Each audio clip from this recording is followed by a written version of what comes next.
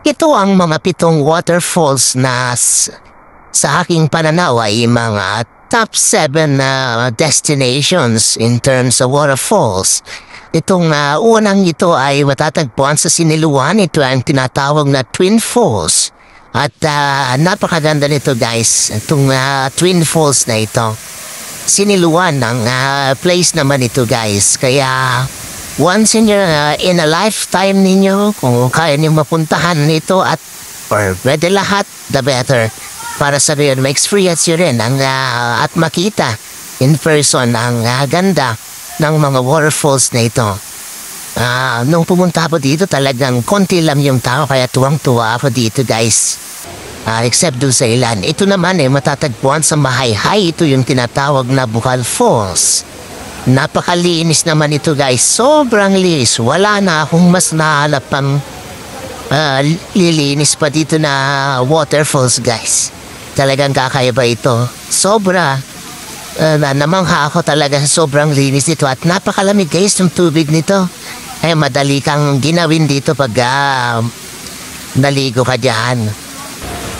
Ito rin naman ay Taytay at yung tinatawag na Taytay Falls, Mahayhay, Laguna pa rin ito guys. Yun, napakalinis din ng waterfalls na ito guys. Puntahan nyo, promise mamamangha kayo sa linis ng tubig ito. At napakaganda yan nito guys.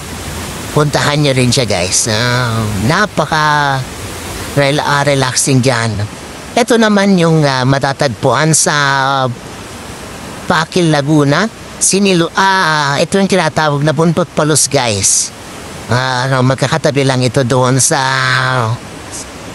Siniluan.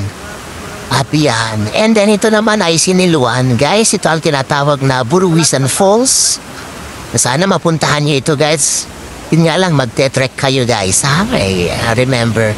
And then ito naman yung Pagsanan Falls or mas kilala bilang Cavinti Falls.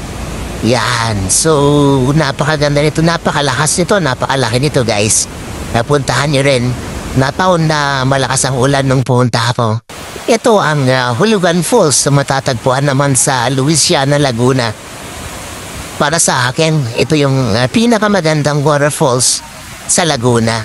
Kaya sana mapuntahan nyo rin siya guys. Tara, pasyala sa mga ito.